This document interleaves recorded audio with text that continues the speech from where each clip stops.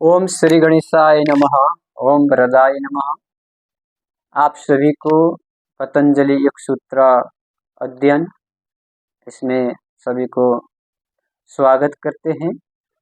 और हम लोग शिक्षा के माध्यम से पतंजलि योग सूत्र, इससे पूर्व 7 श्लोक समाधिपाद, प्रथम पाद समाधिपाद 7वें सूत्र का व्याख्या कर रहे थे। तो 7वां जो सूत्र है, आप लोग पतंजलि योग सूत्र पुस्तक लेकर देख सकते हैं। 7वां सूत्र वो क्या है? प्रत्यक्षानुमानागमः प्रमाणानि। प्रमाण, प्रमाण के विषय में इससे आगे वाला एपिसोड में हम लोग ने श्रवण किया था। प्रमाण विपर्यय विकल्प निंदा स्मृतयः, 5 प्रकार के जो क्लिष्ट है वृत्ति है। पंचतयः वृत्ति है, वृत्तयः पंचतयः क्लिष्टः क्लिष्टः, क्लिष्ट वृत्ति और अक्लिष्ट वृत्ति। क्लिष्ट वृत्ति में क्या आता है? संसार के राग द्वेष जितने भी पदार्थ है जिसको चित्त में भ्रमित करता है, मन को दुखी कराता है, वो चित्त में वो चिंतक के जितने भी वृत्ति है वो वृत्ति 5 प्रकार के होते हैं। वो जो 5 प्रकार की वृत्ति है वो वृत्ति से 2 चीज, एक क्लिष्ट वृत्ति कहाँ से पैदा होता है? क्लिष्ट से। अक्लिष्ट मतलब वृत्ति न होना। अक्लिष्ट मतलब सात्विक गुण, सत्व गुण, योग समाधि, धारणा, ध्यान समाधि क्लिष्ट वृत्ति वाला व्यक्ति नहीं कर सकता है। अक्लिष्ट वृत्ति वाला व्यक्ति साधना कर सकता है। तो साधना करने के लिए क्लिष्ट वृत्ति पतंजलि भगवान ने कहा है वृत्तयः पंचतयः, 5 प्रकार की वृत्ति है। 5 प्रकार की वृत्ति कौन से है? प्रमाण विपर्यय विकल्प निंदा स्मृति है।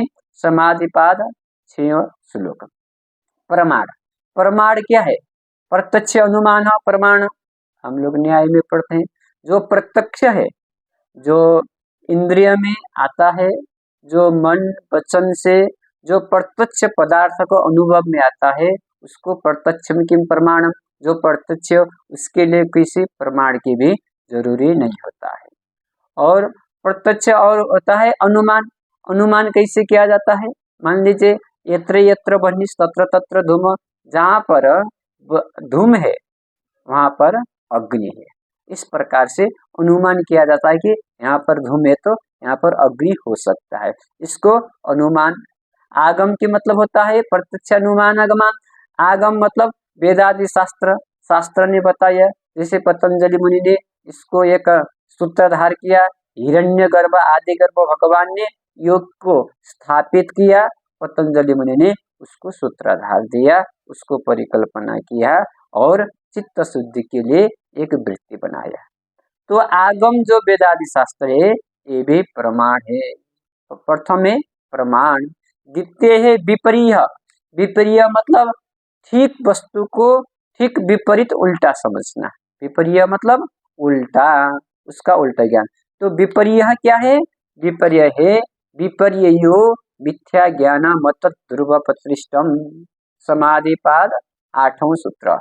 विपर्ययो मिथ्या ज्ञान मत ध्रुव प्रतिष्ठम। किसी भी वस्तु का स्थिति वो नहीं है, फिर भी उस वस्तु को हम मानते हैं उल्टा ज्ञान, इसको मानते हैं विपर्यय ज्ञान, उल्टा समझना। तीसरा है विकल्प। मन में जितना भी प्रकार के मनोकल्पना आते हैं ना, कभी वर्तमान में रहते हैं, कभी भूतकाल में रहते हैं, कभी भविष्य में रहते हैं, एक मनोराज्य स्थापित करते हैं, ये विकल्प है। और निद्रा, स्वर की जो आलस्यता है, जो हम सोते समय रहते हैं निद्रा अवस्था, ये एक निद्रा है। और तीसरा है स्मृति। कहीं के बात, कहीं पुराने बात भी जब ध्यान में बैठ जाते हैं तो ऐसे बात आ जाते हैं जो कभी हम कल्पना भी नहीं कर सकते हैं। तो इस प्रकार से 5 प्रकार की वृत्ति है। वृत्तयः पंचतयः, वृत्ति 5 प्रकार के है।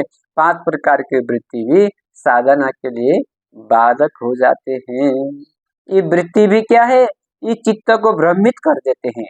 प्रत्यक्ष अनुमान अगमा प्रमाणी, जो प्रत्यक्ष है उसके लिए किम प्रमाणम, प्रमाण की जरूरी नहीं होता है। विपर्य मिथ्या ज्ञान मत ध्रुव प्रतिष्ठम, ठीक वस्तु को विपरीत समझना अथवा उल्टा समझना, यथार्थ ज्ञान न होना, ये है विपर्य ज्ञान। अब दूसरी है शब्द ज्ञानानुपातु वस्तु शून्यो विकल्प। शब्द के आधार में किसी वस्तु को गुंजायमान हो जाता है। मनोराज्य में बहुत प्रकार के विचार आते हैं, वो विचार का नाम है विकल्प। समाधिपात 9वें सूत्र पर देखिए आप, शब्द ज्ञानानुपात हो वस्तु शून्य विकल्प। शब्द का जो ज्ञान है वो यथार्थ ज्ञान नहीं है, फिर भी मन में कई प्रकार के शब्द उत्पत्ति होते हैं, शब्द आते हैं जाते हैं, ये विकल्प है, ये भी यथार्थ ज्ञान नहीं है, ये भी वृत्ति है, ये भी चित्त को भ्रमित करते हैं, ये भी दुख का कारण है। और दूसरा है निंद्रा। निंद्रा पतंजलि मुनि ने क्या बोला, अभाव प्रत्यगालंबना वृत्तिर निंद्रा। 10वें नंबर में देखिए, अभाव प्रत्यगालंबना वृत्तिर निंद्रा। अभाव का जो ज्ञान प्रतीति होता है उसका निंद्रा वृत्ति करते हैं। जैसे हम सो जाते हैं, सपने में भी नहीं रहते हैं, मस्त से सो जाते हैं, सोने के समय में हमारा ज्ञान की जो प्रतीत है वो ज्ञान का प्रतीत अभाव रहता है। आप नींद में भी हो और सपने में भी नहीं हो, उस समय आप कहाँ थे, ज्ञान की अभाव में थे। जो ज्ञान का अभाव है वो भी वृत्ति है, वो भी एक चित्त का वृत्ति है, उससे भी उसको निंद्रा कहा है। समझ गए ना। बेहोशी, जैसे हम निंद्रा में रहते हैं उसी प्रकार अभी भी हम लोग निंद्रा में रहते हैं, होश में नहीं रहते। होश का अर्थ क्या है, खुद में रहना। हम कभी खुद में नहीं रहते हैं, हमेशा बाहरी वस्तुओं में बाहर रहते हैं, खुद में नहीं रहते हैं। खुद में रहने की जो कला है उसमें निंद्रा नहीं रहता है। निंद्रा के समय में हम खुद को नहीं पता होता है, कभी कभार सपनों में कुछ कुछ देखा जाते हैं, वो स्मृति में रहता है।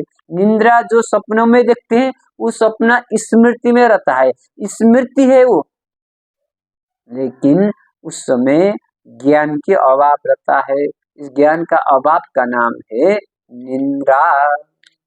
अब आगे जो स्मृति बताया है, स्मृति वाला जो है वो अनुभूत विषया संप्रमोश स्मृति। अनुभव जो विषय है वो है संप्रमोश स्मृति। अनुभव के विषय किसी भी वस्तु को याद करने के बाद जो धारणा किया जाता है उसको नहीं भूलना, उसको याद करना, भूलना नहीं, स्मृति होना। धारण शक्ति, स्मृति कहाँ रहता है, धारण शक्ति वाला जो हमारे अंदर की ऊर्जा है, जो अंदर की जो मेन पावर है उसमें रहता है धारण शक्ति। वो धारण शक्ति का नाम है स्मृति। इसलिए पतंजलि मुनि भगवान ने कहा अनुभूत विषया संप्रमोश स्मृति है। अनुभूत किया हुआ, जो जीवन में हमने देखा सुना अनुभव किया, वो कहाँ रहता है, वो स्मृति में रहता है। वो किसके माध्यम से रहता है, धारण शक्ति के माध्यम से रहता है। धारण शक्ति जो है उसका नाम है स्मृति। स्मृति भी एक क्या है, एक धारण शक्ति है। और हम फिर आगे जो श्लोक है समाधिपात के 12वां श्लोक, अब कैसे हम लोग ध्यान किया जा सकता है उस श्लोक के विषय में हम व्याख्या करते हैं। प्रणाम।